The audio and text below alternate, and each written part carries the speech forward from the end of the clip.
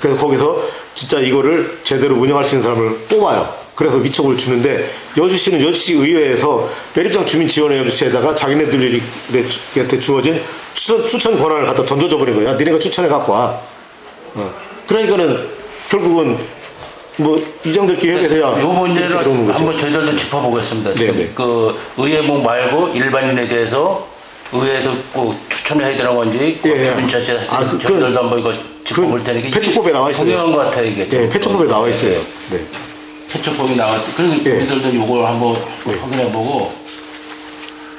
그리고 저 아까 우리 최 대표님 말씀하신 게. 그 힐링 축제를 하는데 여기 이렇게 축제를 했어요. 네. 그래서 과에서 이렇게 지원을 했어요. 네. 근데 이 중복된 예산이 이 분야가 틀리게 쓰이는 건가 아니면 같이 항목도 같이 쓰이는 게 있나요? 지금 감사원에서 같이 쓰였다는 거죠. 그러니까 힐링 축제 큰 틀 말고 어디는 뭐 텐트를 지원해주고 어디는 뭐 하수 뭐 이런 거 지원해주고 어디 뭐 교통을 지원해주고 이게 분야별로 나눠졌는지 쓰임새가 중복이 됐는지. 감사 결과를 보면은 이제 가수 뭐 밴드하고 가수 한 명인가 근데 이쪽에서도 예산 올렸고 이쪽에서도 이렇게 했다는 거죠. 그런 식으로. 중복으로 이렇게 했다는 거죠. 알겠습니다. 이게. 그리고 한 가지는 더 물어볼까요? 그 중복편이 다 지출이 된 건가요? 지출이 다 된 거죠. 지출은. 그 사람한테요? 그렇죠. 이쪽에서 2,755만 원에 대해서 양쪽에서 이렇게 중복 지출했다는 거죠. 절반을 딱 나눠야 되겠죠. 그러면 1,300 얼마가 이렇게 되고 여기 1,300 얼마가 또 들어가고 이렇게. 그러니까 가수 A가 나오면 A가 중복 있잖아. 출연료가 중복 지출이 됐다 그러잖아요. A한테 그 이 사람한테 다 들어갔냐고 이 돈. 그거 저희도 확인해봐야 되는데 감사원에서는 이제 그렇게 보는 거죠. 예를 들어 무대 비용도 있었잖아요. 여기에 그거는 그 감사원 보고에도 나와 있어요. 보시면 나와 있습니다. 그리고 요거 보면은 다시 한번 여기 신축 부지지 않습니까? 이게 여기에다 이제 신축을 한다는 얘기 아니에요 지금 이 부지에다가. 그럼 지금 이 사람들 주민자치에서는 이 안에다가 한다는 거 아니에요? 지금 보고하기를 시에다가. 그렇죠. 지금 이게 상가니까 이게 지금 기존 이게 상가죠? 그럼 여기다 어디다 한다는 거? 이거 어디다 한다는 거? 이 안에다 어디다 하겠다는 얘기죠 지금. 이 사진 올린 게? 근데 이 사진은 여기 없잖아요. 이 사진에다가 좀 올렸는데 이 사진이 없다. 이 부진에는 여기 있는 그 사진을 찍어서 올렸어야 될 거 아니에요. 그렇겠지. 근데 엉뚱한 사진이 올라와 있잖아요. 그러니까 그거 조작한 거죠. 조작을 한 거잖아요. 이미 뭐가 있잖아요. 사유직 지을 공간도 사실 많지는 않아요. 여기 정도 이제 여기 아마 이 자리인 것 같아요. 이렇게 뭐 빨간색으로 표시해놨잖아요. 이 자리에다가 하려고 하는 것 같은데 이건 그 자리가 아니잖아요. 사진 자체가. 저거는 어쨌든 민원 때문에 다시 재확인해서 사업성이 없다라고 해서 사업 취소를 한 단계 아니에요? 네, 사업 취소는 했죠. 했는데 주민들이 반대하는데도 불구하고 시에서 또 사업 타당성 검토를 또 했잖아요. 취소한 거라? 이 사업 자체는 취소된 거예요. 취소. 근데 이 감사원에서는 이 과정에 대해서 이게 잘못됐다 그래서 주의를 비용이라도 뭐 지출된 게 있나 이거 추진 과정에서? 2,200만 원이 나갔죠. 타당성 검토한다고. 지출이 됐기 때문에 주민들이 반대하는 거를 타당성 검토를 왜 해요? 주민협의체 같은 경우에 원래 이제 매립장 반경 2km 내 마을 내 해당이 되잖아요. 그게 지금 8개인가요 마을이? 지금은 이게 2024년도인가에 확대 고시 돼가지고서 강천면 전체로 다 돼 있죠. 확대 고시를 이충훈 시장님이 들어와서 했죠. 시에서 한 거예요. 그래서 대상은 강천면 전체로. 그러니까 그 부분에 대해서는 문제가 없는 거잖아요. 이 강천면 전체. 그거는 지금은 문제가 없는 거죠. 그때 이제 다 포함해드렸으니까는 뭐 해당되니 말이죠. 우리 말씀하신 2km 따지지 말고 강천면 전체로다가. 그게 폐촉법에서 2km인데 시에서 그걸 확대한다고 했을 때 상위법하고 안 맞는데 문제가 없는 거예요. 그 법적으로 문제가 없어요. 장애할 수 있더라고요. 그렇게 할 수 있다고 단도 조항이 있습니다. 시장이 인정할 경우에는 할 수 있다고 가능하다. 그럼 한 문제 더 묻겠습니다. 지금 여기 복지상가가 저 CU 편의점 그걸 말하는 건가요? 네네네. 그거 하고 그 옆에 뭐 부동산이 사무실 이것도 다 복지상가인 거죠? 그럼 여기에 36개월 미납이 됐다는 건 누가 미납을 한 거죠? 부동산. 부동산. 근데 편의점은 25개월 미납. 부동산 편의점은 25개월. 예. 근데 편의점은 지금 이제 완납은 한 상태고, 편의점은 왔나? 예, 부동산은 완납했는지 모르겠어요. 현재 이제 나가 있는 상태고. 예. 예. 그런데 문제는 예. 완납했다고 문제가 해결된 건 아니잖아요. 그 당시에 36개월, 25개월 동안 미납을 하면서 예를 들자면 그 상가 운영에 지장을 초래했을 수도 있는 부분이고, 그 다음에 애초에 제일 안 좋은 건 그 기간에 연장 계약했다는 거죠. 지금 우리가 통상적으로 3개월만 임대료를 미납해도 나가라고 하고 연장 계약이라는 꿈도 못 꾸는 거잖아요. 근데 이건 어떻게 연장 계약, 장기 미납인 가운데서 심지어 10개월, 15개월 이렇게 미납인 상황에서 연장 계약을 할 수 있다는 거는 결국은 자기 부인 명의고 자기 아들 명의니까 이걸 특혜를 준 거잖아요. 이거 완전히 배임이에요, 이거는. 그러면 이 상가가 네. 보증금을 받고 월 얼마씩 내는 건가요? 아니면 입찰 방식으로 했는 건가요? 아니죠. 근데 그것도 문제죠, 사실은요. 보증금 받고 이제 월세 얼마 나가는데 이번에도 이제 추가로 부동산 자리에 다른 업체가 들어왔어요. 이것도 다 있어요, 그 자리에. 예. 다른 업체가 들어왔는데 그것도 제가 계속 얘기를 했거든요. 강천면 주민들한테 다 공개를 해가지고서 주민들이 다수의 신청을 받아가지고서 진짜 예를 들자면 생활이 어려운 사람이 있다든지 그 사람한테 먼저 준다든지 이런 게 돼야 되는데 전혀 몰라요. 그 임대가 나왔는지도 모르고 그냥 자기들끼리 알아서 그냥 계약하고 또 누군가 들어가서 사업을 하고 있고. 네.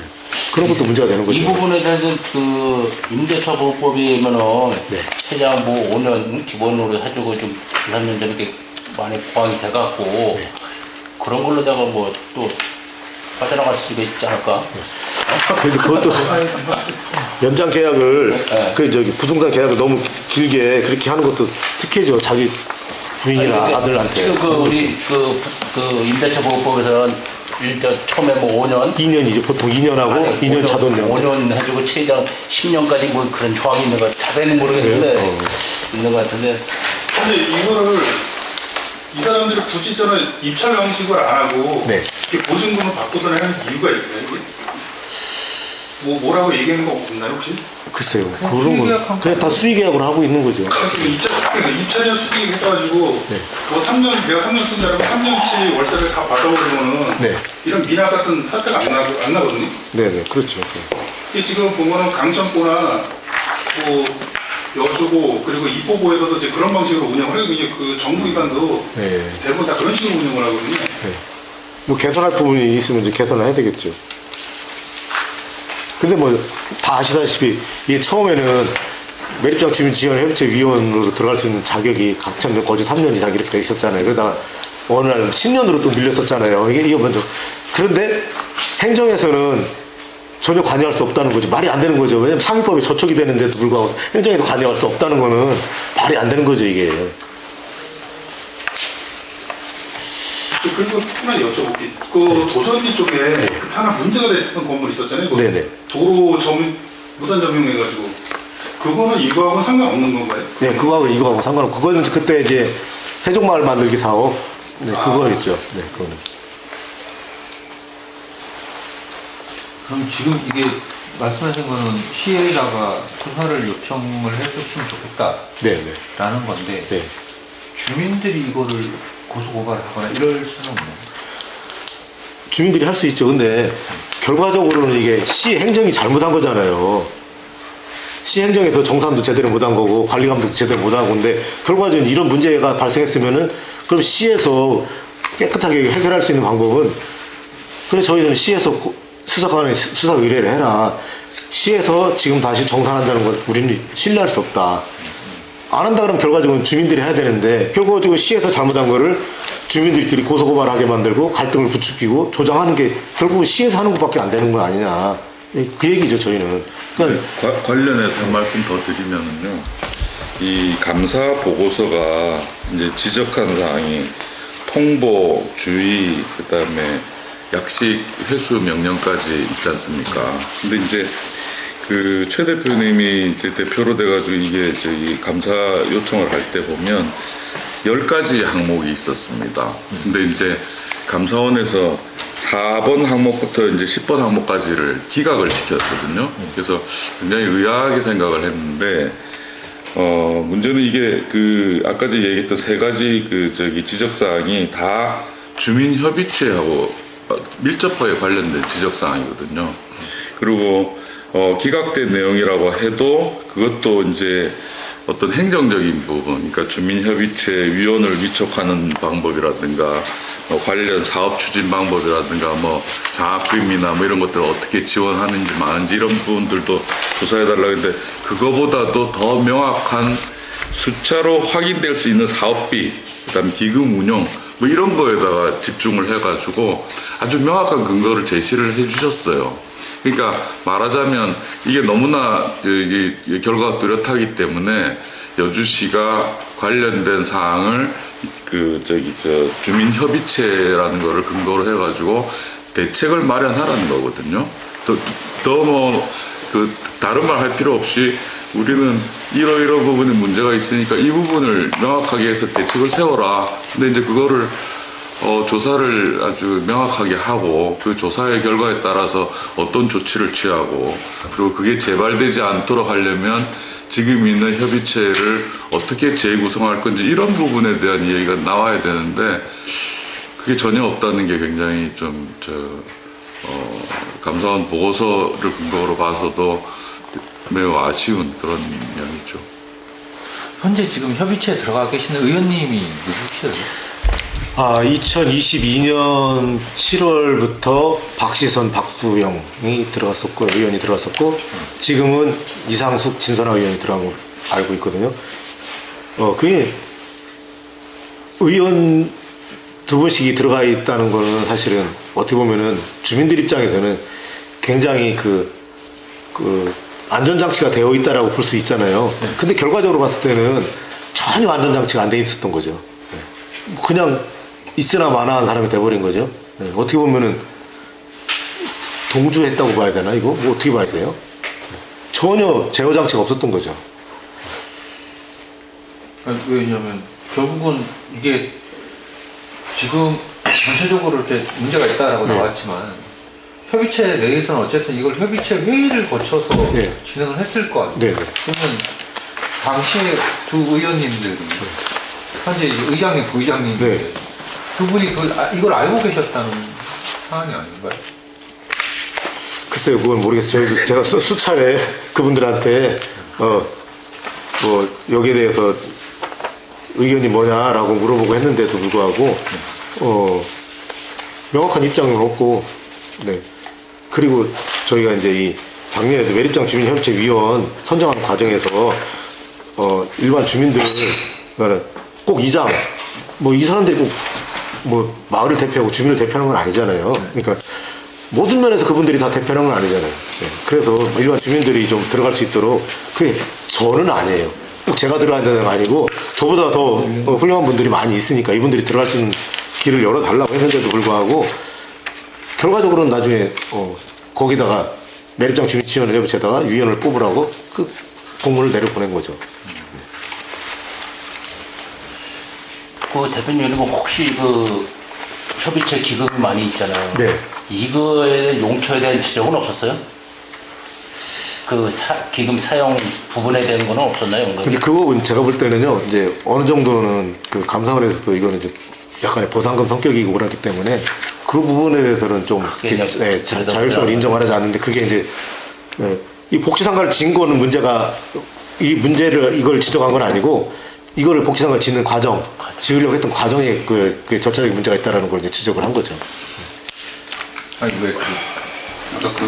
제가 반경 2km를 왜 말씀드렸냐면 표촉법에 따라서 반경 2km 내에 주민협의체가 구성이 됐을 경우에 그 마을은 직접 지원금이 가서 마을에서 그 직접 지원금을 갖고 쓸 수 있고 그 매립장에 해당하는 읍면에 대해서는 간접 지원을 들어가서 사업비 지원해서 이런 식으로 가잖아요.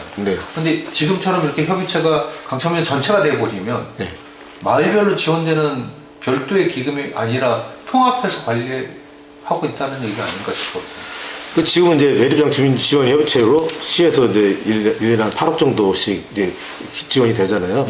그럼 이제 그 돈을 가지고 각 마을별로 이제 또 배분해서 이제 집행을 하고 있죠. 그럼 마을에서 n분의 1 나온 그 비용을 그냥 마음대로 쓸 수 있는 거예요? 그렇죠. 이제 마을 뭐 행사할 때 쓸 수 있는 거. 그 다음에 그러니까 이제 제가 말씀드린 게 뭐냐면은 저희가 계속 이거를 마을 주민들한테 직접 지원해줘라. 예? 그런 걸 요청을 하는데 법적으로 안 된다는 거죠.